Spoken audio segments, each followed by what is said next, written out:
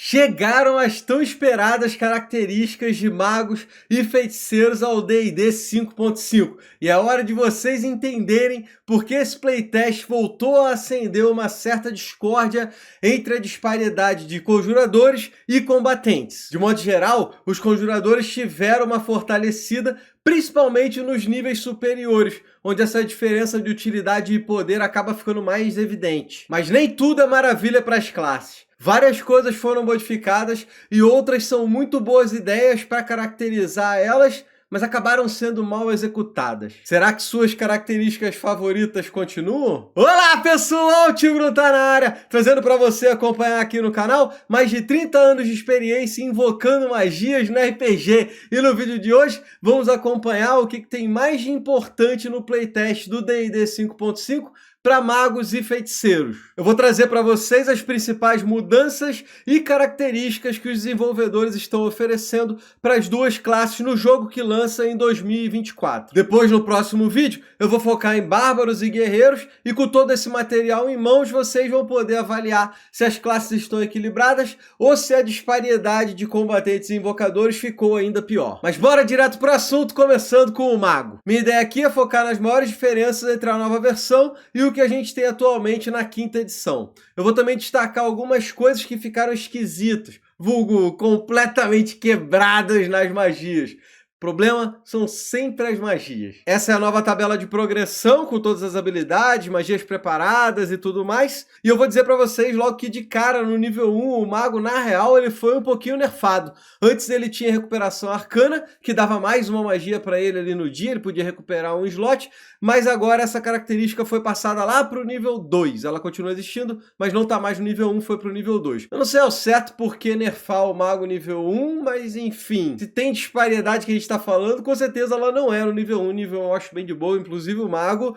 não tem tanta facilidade em nível 1. O famoso Spellbook, o livro de magia, agora vai poder ser utilizado como foco arcano e isso eu também achei bem maneiro. Temático trazer isso para o mago ficar mais pertinho do seu Spellbook. Outra mudança geral é em relação ao número de magias preparadas, que agora serão indicadas por uma tabela. E isso é um pouco diferente do que a gente viu nos outros playtests, por exemplo, de Paladino, Bardo, Druida. Tem um cálculo de magias preparadas um pouco diferente. No nível 2 do Mago, ele ganha um buffzinho com a habilidade Acadêmico, que é uma habilidade nova. Ela vai dar vantagem para você em testes de inteligência, para você lembrar de alguma coisa importante, alguma informação legal. Mais uma que eu achei maneiro, que é bem temático, essa relação dos magos serem estudiosos. Mas eu diria que os principais aspectos do mago foram colocados como magias ao invés de características de classe. Por exemplo, o Scribe Spell do primeiro nível, que é para você escrever magias ali no seu Spellbook, ele virou uma magia. Inclusive tem um pequeno problema nisso. Essa magia vai estar no seu Spellbook. E se você perder esse livro de magia, você nunca mais consegue um novo. Você não vai saber escrever novas magias. Eu acho que isso saiu meio errado, não deve passar assim. Sem querer, eles devem ter colocado as palavras, se eu entendi bem, é isso. De qualquer forma, são sempre as magias. As magias, galera, que acabam causando os problemas. Lá no nível 5, ele ganha a mágica memorizar magia no seu Spellbook. E ela pode ser feita como ritual para que você troque a magia que você decorou ali para o dia por uma outra. E até aqui tudo bem, só tá dando mais versatilidade para o mago, se ele escolheu errado, se a aventura saiu meio esquisita para onde ele não esperava, ele pode trocar uma magia. Beleza. É no 7º nível que a coisa fica esquisita, que é quando o mago ganha o modificar magia e ela é extremamente problemática. Na minha opinião, ela vai ter que ser refeita. E pior, porque eu acho que é uma excelente ideia da 5.5, mas foi mal executada. Porque a magia ela é muito maneira. A ideia dela é muito temática. O mago vai criar uma magia para ele, modificar uma magia que vai ser dele. Você tem isso nos livros, inclusive, magias que tem nome dos magos. Imagina você fazer sua própria magia. Eu acho isso maneiro pra caramba. Só que isso pode criar diversos problemas para o jogo. A utilização dela é um pouco parecida com a anterior, porque você vai fazer ela como um ritual e aí ela permite que você mude um aspecto da magia que você tenha. Por exemplo, componentes, concentração, não precisar de concentração, o tipo do dano pode mudar, o alcance, se a magia pode ser feita como ritual, os alvos dessa magia. E aí assim, quer um Wall of Force completamente inquebrável porque o mago não precisa concentrar na magia? Beleza, tá valendo. Quer uns usos infinitos de miras de Arcane ou então simulacro? beleza, é só colocar elas como ritual e poder castar aí no downtime. Se você modificar a magia para ela afetar somente os inimigos, tem uma infinidade de feitiços que acabam ficando muito OP, muito poderosos. Teia, escuridão, o próprio Wall of Force. Como é que isso vai funcionar se você disser que o Wall of Force só afeta os inimigos? Quer dizer que os aliados vão poder passar pela barreira? Tem ainda a questão de você poder fazer a magia em níveis mais altos e poder combinar esses efeitos, deixando as coisas ainda mais fortes. E se você somar isso tudo, a próxima característica, a próxima magia,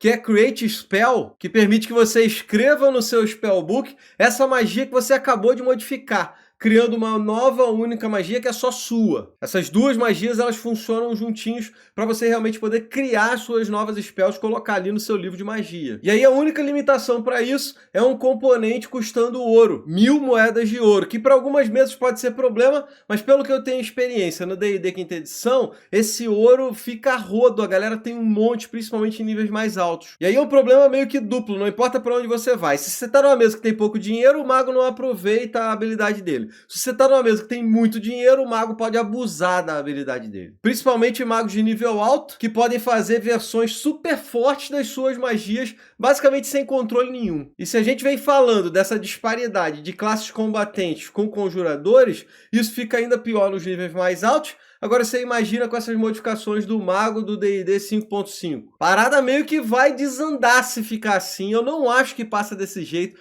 Eu confesso pra vocês que tem nem muito mais o que falar depois disso. As outras características são bem parecidas. Eu tenho que falar da subclasse, que é de evocação. Eu não acho que as subclasses do mago são tão bem trabalhadas assim. Algumas são bem específicas. Eu gosto das subclasses quando elas trazem um gameplay bem diferente. Quando você olha uma classe e fala, esse cara aí, ele é um evoker. Esse cara aí é um ilusionista. Eu não acho que as subclasses de mago conseguem trazer isso, e eu não vi isso muito bem no Evoker, que foi o que eles mostraram aqui. Então quer saber? Bora adiante? Vamos passar para o feiticeiro. E o mago faz magia, e o feiticeiro faz feitiçaria. É isso. Pronto. Pode acabar o vídeo aí. Acabou. Tá aí a tabela do feiticeiro. Vamos mostrar as principais modificações para o 5.5. Deixa eu fazer um resumão e depois a gente passa para uns pontos mais específicos. De modo geral, os feiticeiros recebem mais magias para sua lista, chegando agora ao máximo de 22. Na quinta edição, esse número era 15, então é um buff considerável. O padrão de escolha de subclasse que eles estão setando para o 5.5 de ser lá no terceiro nível veio aqui para o feiticeiro. Antigamente eles escolhiam a subclasse logo no primeiro nível, logo de cara, agora vai ser escolhido só lá no terceiro. Uma das principais características, a metamágica, agora vai ser conseguida no segundo nível, ao invés do terceiro, e você escolhe 3 delas ao invés de 2, como na quinta edição. E vários efeitos foram alterados, e eu particularmente curti bastante o desenvolvimento. Vamos dar uma passada nelas para você poder dar uma olhada. Vou falar um pouquinho mais do que foi modificado. Por exemplo, o Careful Spell agora permite que o destinatário não sofra nenhum dano se passar num save. O Distance Spell agora aumenta a distância com base no nível do feiticeiro. O Extended Spell vai conceder vantagem nos testes de concentração para o feitiço. E o feitiço intensificado, né, o Heightened Spell, nunca sei falar esse negócio, agora custa 2 pontos de feitiçaria e o alvo vai ter desvantagem em todos os testes de resistência contra o feitiço, não apenas o primeiro. O Quickened Spell, feitiço acelerado, agora possui um texto para esclarecer a regra de conjurar, ação bônus, mais truque mágico que tem no livro do jogador, aquele padrão. E o Subtle Spell impede que o feitiço exija componentes materiais, a menos que eles possam ser consumidos. Aqueles que custam mais dinheiro e aí vai ser consumido. Já a melhor metamágica da quinta edição, na minha opinião, foi completamente modificada. E para ser sincero, eu achei bem injusto, porque era forte demais. Agora achei que ela ficou bem ok. Dependendo da situação, pode ser um pouquinho mais forte ou mais fraca do que antes. É a famosa Twined Spells, para você poder fazer 2 magias ao mesmo tempo. Eu adorava fazer isso quando jogava de feiticeiro, acabou essa brincadeira. Agora, se você conjurar um feitiço de nível 1 até 5 na rodada anterior, você vai poder conjurá-lo novamente nessa rodada, gastando pontos de feitiçaria equivalentes ao nível do feitiço, em vez de usar um spell slot. Então, por exemplo, você faz uma Fireball no round anterior, nesse round você pode fazer a Fireball de novo, gastando 3 Sorcery Points. Antes você não podia nem fazer isso com uma Fireball, agora você pode. Mas em compensação, acabou aquela parada de mandar 2 magias no mesmo round ao mesmo tempo, que era bem forte. Na sequência temos a característica da fonte de magia, que agora está limitada a criar slots até nível 5, de nível 5 para baixo. E essa, ao meu ver, são as principais modificações. Somado isso, é que agora os Sorcerers vão ter acesso à mesma lista de magia dos magos. Eles vão ganhar umas magias aí que antes eles não tinham. Mas vamos dar uma focada nas características de classe, que basicamente, assim como o mago, são magias exclusivas de feiticeiro. Mas ao contrário do seu parceiro mágico, eu achei que as magias do feiticeiro ficaram meia boca. Começando ali pelo nível 1 mesmo, ele ganha a magia inata, que proporciona sempre ter 2 feitiços exclusivos. E eu falando assim, parece interessante, né? A parada boa. Só que na real, eu acho que esses feitiços são uma porcaria. Um deles é um truque, o Sorcerer's Bust, e a magia de primeiro nível se chama Chaos Bolt. Eles têm mecânicas que parecem ser interessantes pro dano, quando você lê assim eu achei maneiro, mas se for depender da sorte do jogador, ele vai ter que ser muito sortudo para realmente dar mais dano e as magias valerem a pena. O truque só causa dano e é pouco dano, é bem porcaria. Outra magia de nível 1, né, o Chaos Bolt, na minha cabeça causa complicação demais, tem muita rolagem de dado para um simples feitiço de primeiro nível que nem vai ser tão bom assim. No nível 5, o feiticeiro ganha a magia Sorcerer's Vitality, que cura o usuário em 2d6 mais carisma e remove ali condições de cegueira, surdez, envenenamento. Eu confesso que eu não entendi isso direito, não tem nada a ver com a classe. Será que é necessário assim? Ele tem uma magia nível 3 para se curar? E aí Arcane Eruption é o nome da magia que o feiticeiro ganha no nível 7. Ela não dá tanto dano quanto uma bola de fogo, mas tem o teste em Constituição e tem um efeito adicional. Eu acho que essa é uma magia ok, não acho que ela é super poderosa, mas beleza. Já lá no nível 9 tem uma outra magia, Sorcery Incarnate. Vai ajudar ali a restaurar os pontos de feitiçaria, tem alguns efeitos, mas eu também achei ela meia boca, uma magia de 5º nível. Sei lá o quanto que isso vai ser eficiente, sei lá quanto isso vai ajudar. Como eu falei, essas magias ficaram meio assim, sei lá. Mas o que não ficou meio assim, nem sei lá, muito pelo contrário, é a habilidade máxima aí do feiticeiro. Deixa eu pular para ela, porque lá no nível 18 ele vai ganhar o Arcane Apoteoses, e isso sim é OP. Se liga aí, ó, provavelmente a habilidade máxima mais forte de todas as classes, quase que inacreditável. O feiticeiro passa a ter a magia Wish, o famoso desejo, só que sem a limitação de perder a habilidade de fazer essa magia se você usar os efeitos mais loucos que tem lá. É normalmente isso que coloca a galera nos eixos com medo de usar o Wish. Ou seja, o feiticeiro vai poder, por exemplo, acumular uma fortuna durante o tempo que quiser, dar resistência a tipo de dano para o grupo inteiro. Tem um monte de coisa na magia de desejo que deixa a parada muito desequilibrada, e esse negócio aí é absurdo. É só o feiticeiro ter tempo de ficar fazendo a magia nos seus companheiros e nele mesmo. Isso é muito roubado, galera. Não tem como ficar assim. Eu sei que pouca gente joga nesse nível tão alto, mas é isso aí que eu tô falando. Falar um pouquinho da subclasse, o Sangue Dracônico também teve bastante modificações. Essa é mais uma subclasse que eu particularmente não gosto tanto, porque eu acho que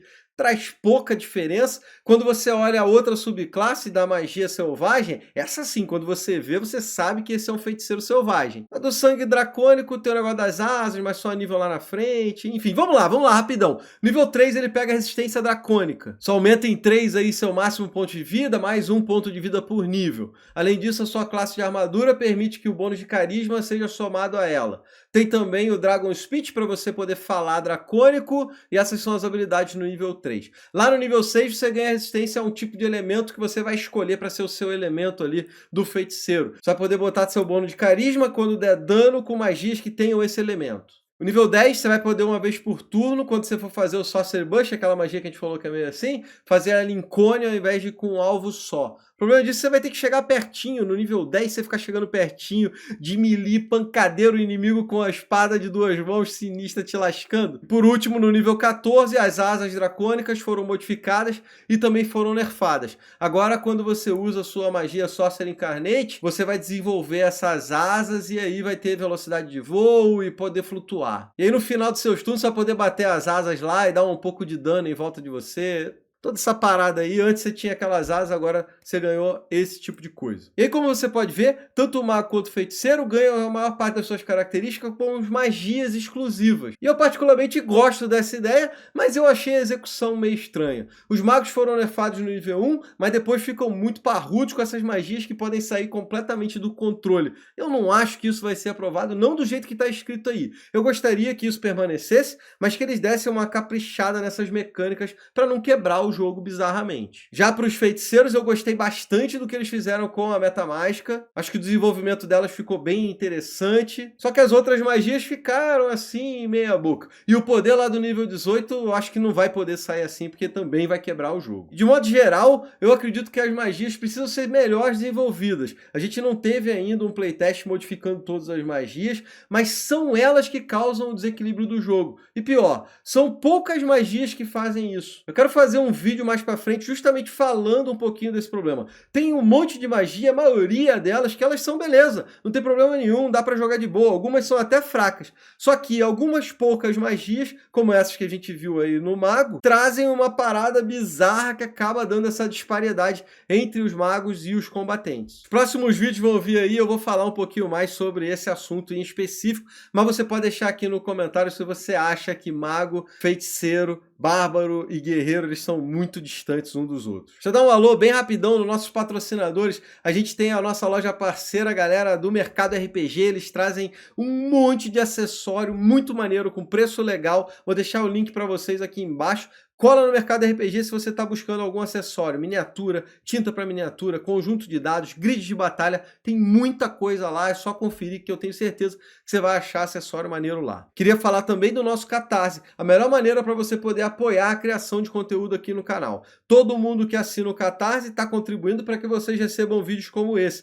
E para ser sincero, se não fosse isso, ia ser muito difícil estar trazendo todo esse conteúdo para vocês, praticamente impossível. Deixa o link aqui em cima para você, com R$8 você já está contribuindo, já está fazendo acontecer no canal e mais, ganhando um monte de acessório de RPG. Quando você assina o nosso Catarse, você recebe um e-mail com uma pasta lotada de material. Tem música, tudo categorizada, tem uma infinidade de tokens que a gente está expandindo ainda mais, tem um monte de mapa de batalha super legal, enfim, um monte de conteúdo para você poder aproveitar no seu RPG. Agora se liga, vou deixar desse lado aqui os comentários sobre as novas propriedades das armas. Foi um vídeo que eu fiz anteriormente, você vai ver que tem essas mudanças nas armas, são mudanças com ideias muito boas, mas eu não sei se foram tão bem executadas assim. Desse outro lado, quando o vídeo estiver pronto, vai estar guerreiro e bárbaro, para você poder assistir e comparar aqui com feiticeiro e mago. Só você escolher um desses dois vídeos para ficar aqui com a gente juntinho no YouTube. Eu vou agradecer a sua moral, a sua presença e mandar aquele abraço. Valeu, galera! Até o próximo!